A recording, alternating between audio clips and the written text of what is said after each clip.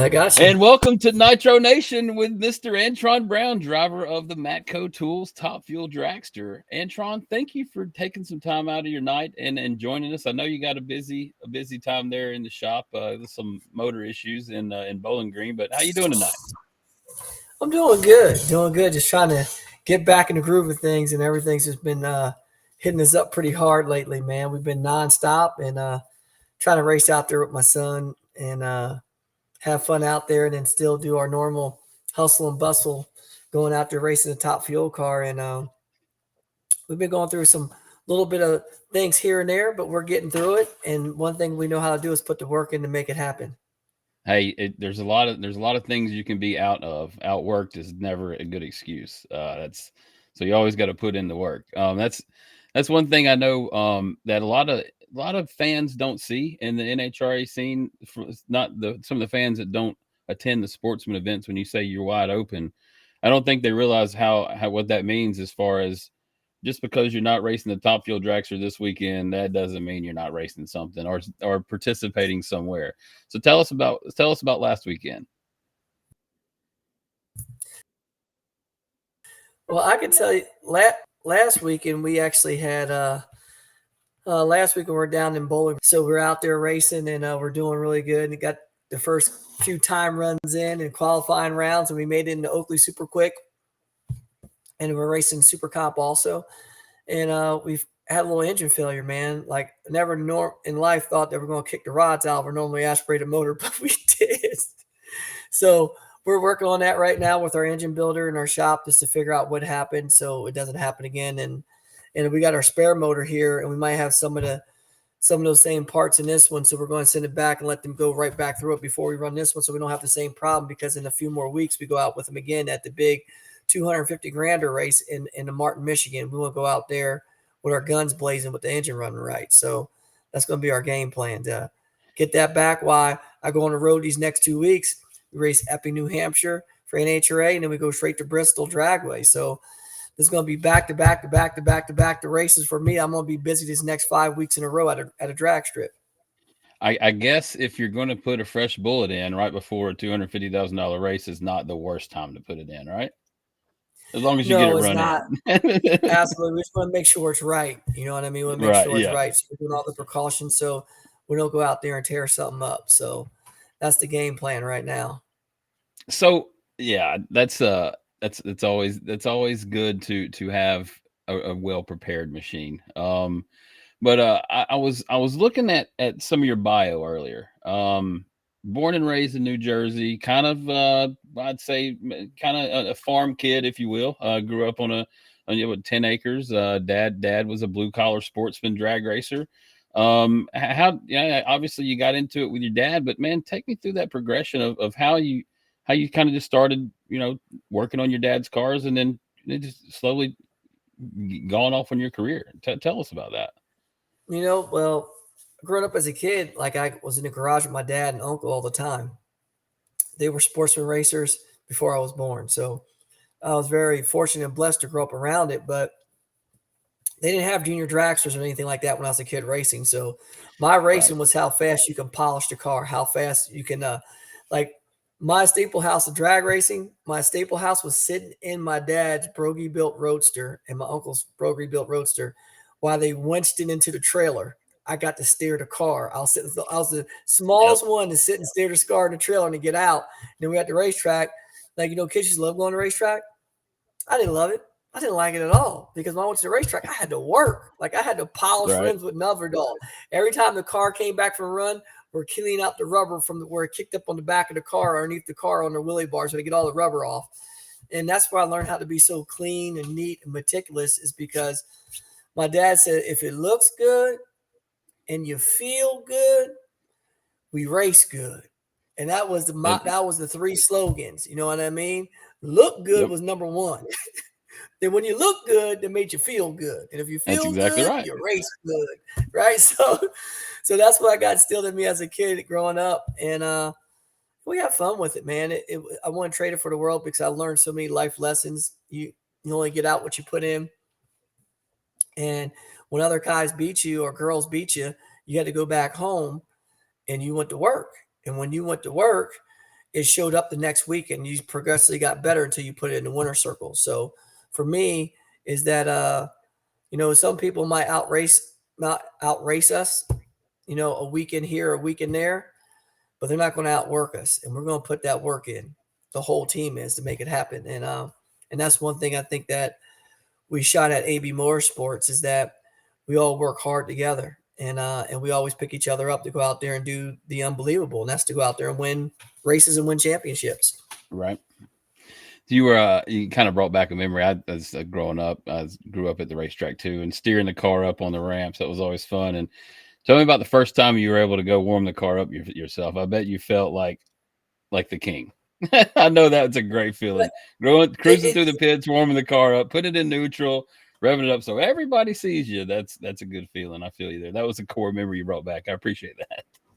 No, that's what makes it so special. I remember those days where we got to sit in the car and we got to warm it up and just let it warm up. And I was sat in there, and my dad's on the outside with the rack in his back pocket. He's got his hand on the side of the Holly Dominator carburetor. I remember that's when the 1050s first came out. You had it used to be a 750 carburetor. You had an 850 carburetor.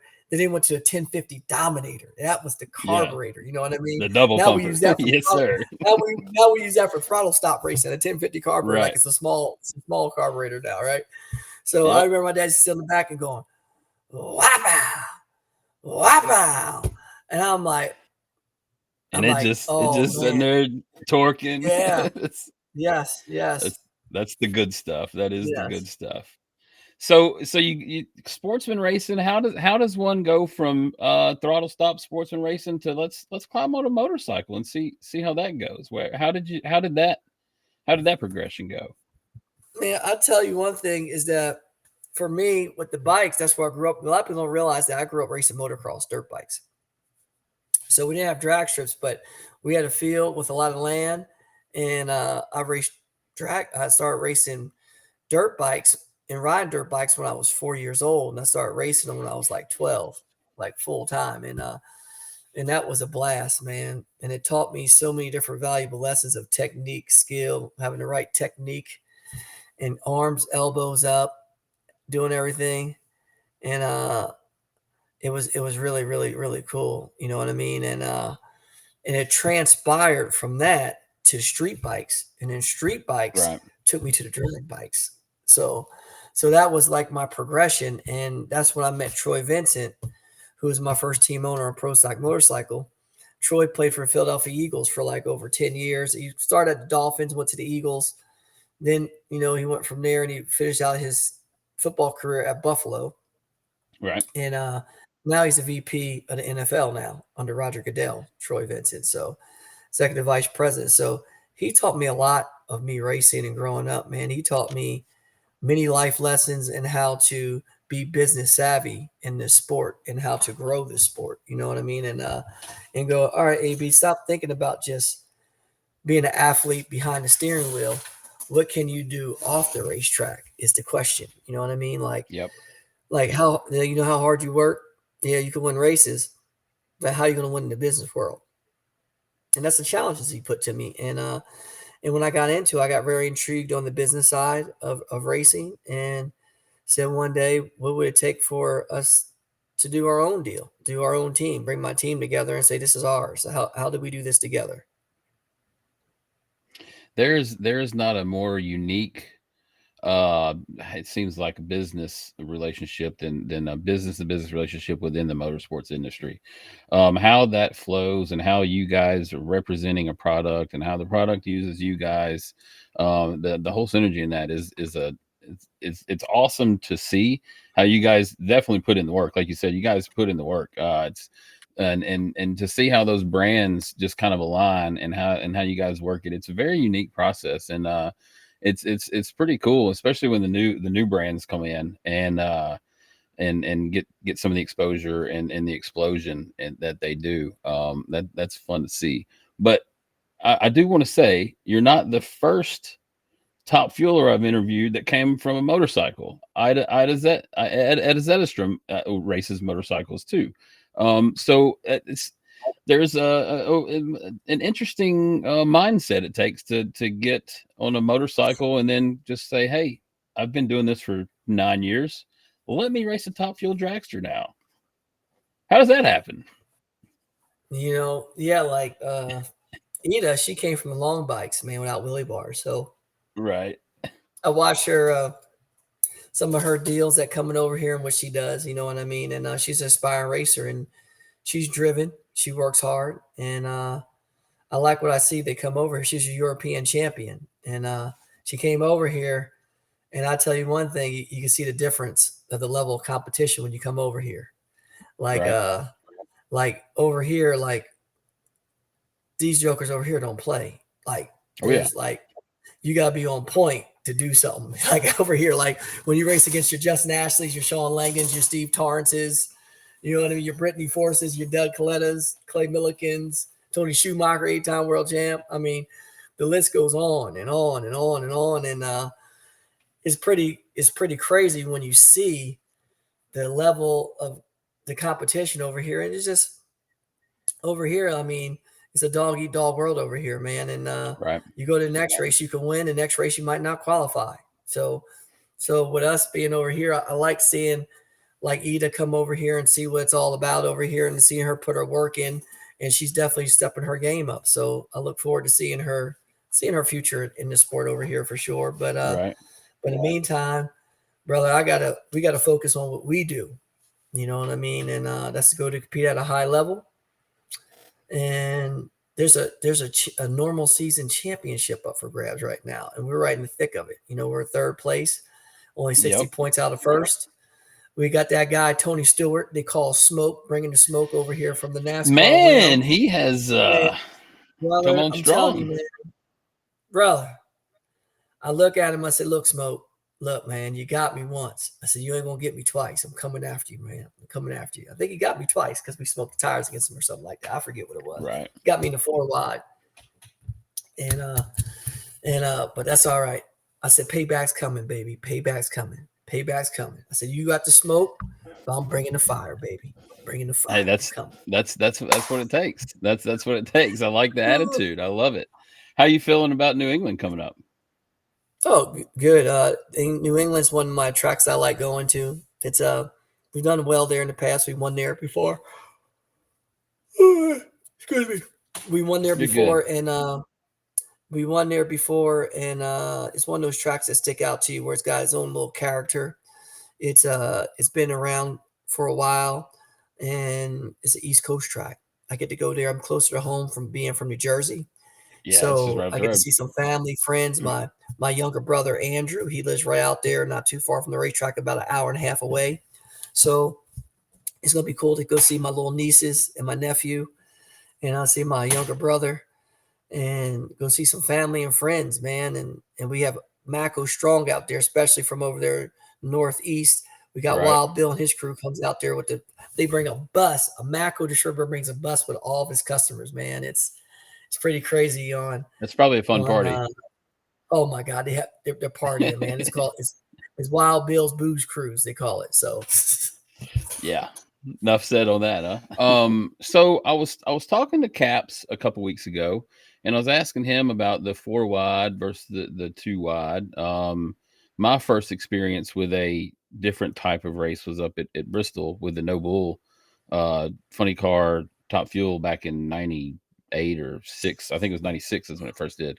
How do you like the 2 wides or the 4 wide? The 4 wides, do you look at them as a novelty? Do you enjoy racing them? Do you like just having a few of them on the schedule? What's your thoughts on those? oh man, I like having the 4 wides. Actually, it brings it brings a whole different vibe to it. You know what I mean? It's a little chaos in there. You know what I mean? Right. I tell people all the time when we're racing 2 wide, it's like playing checkers.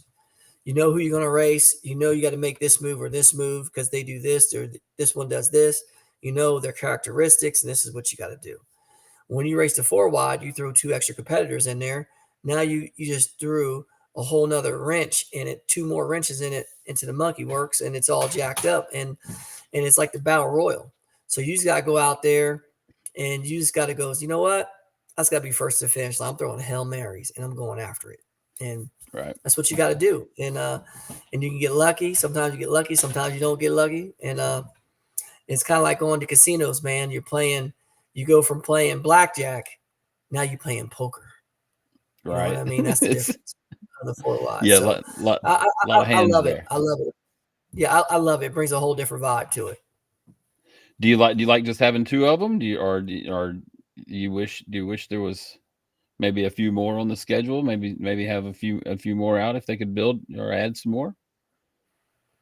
Or you think Oh man, I what you mean, got's good? we'll take it. I think we got plenty right now. We got 3 of them on the tour right now. We do Charlotte Oh, that's right. Yeah, twice, twice, Charlotte one twice. in the counties. So I think that we have all kind of things that's out there right now, which it gives enough flavor for everybody to see it a few times, and it brings a new element to it, which I think is really really good. So tell me a little bit about as far as being an NHRA professional, but going to a sportsman race such as Bowling Green, and golly, it seems like I know I've seen it before at a national event. You guys are really really, tuned in. Everything's going and everything is to a T. At the sportsman races, you guys are so much more laid back and approachable is not the word, but you're so much more approachable because you're not on a certain schedule. How do you how do you guys like that? You guys enjoy going? Obviously, you do. You enjoy going to the sportsman races and just kind of being looked at as more of a competitor more so than the pro that you're at the pro level. Does that make any sense? Probably not. I mean, I enjoy going to the sportsman races. I mean, they're fun. They're fun to go to.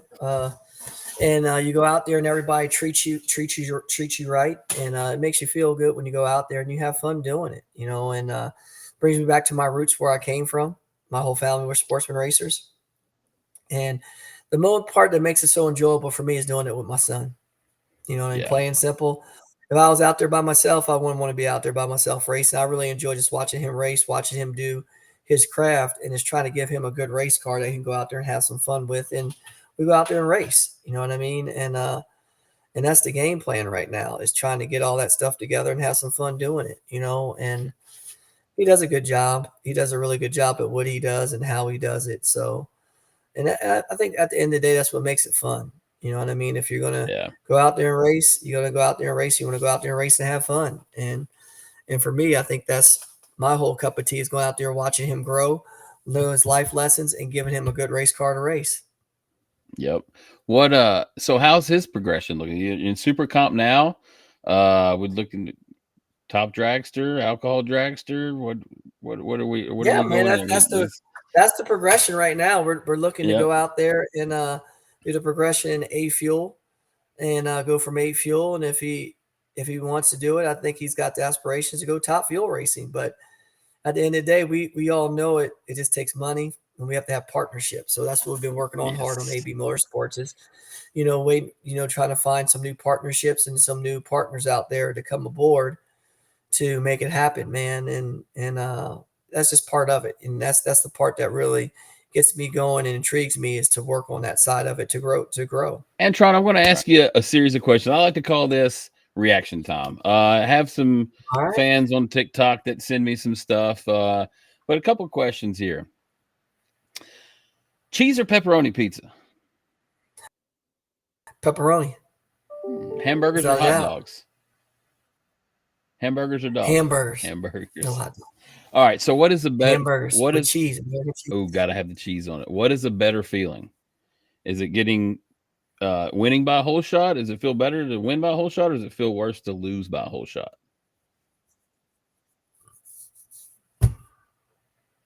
For me, it feels worse to lose by a whole shot, for sure. Yeah. Winning's winning. I take it any way. I can win without a whole shot. I can win. When you put the word win in it, It doesn't matter. it's all good. Like, because it all adds up the same. I don't care which way it comes. A win is a win. That's But when right. you lose on a whole shot, that's bad. Yeah, that That's is. bad, because that means you let your team down. You got to pick it up. Yeah, there's only one person to blame when you lose on a whole shot. There's only one person to But blame. what happened, That's man? What that's happened, that's, man? that's a rough feeling. Um, so right or left lane? don't make a difference to me. I never have a preference. I don't care. Stage them up and let them rip. Left, right, it really don't make a difference. I could win from either lane. Have done it plenty of times. Never care about lane choices. Want to go to the better lane. I just pick your poison. Don't make a difference to me. Let's roll up and get her done, right? That's right. Well, Antron, hey man, I appreciate your time. I'm going to let you get back to servicing your motor there. I know you guys are pretty busy, but I appreciate you coming by and talking to us here at Nitro Nation. And good luck in New Hampshire and in Bristol and give them hell. And next time we're going to see that Wally, that the next Wally you have. I got you. So I appreciate your time, man. I got you. And you have a good night. And for Taylor Kitchen and everybody above the Yellow Media, thank you, sir. Anytime, my man. You take care, yes, brother. Sir. Have a good night. Good talking you too, to man. you. Have a good one.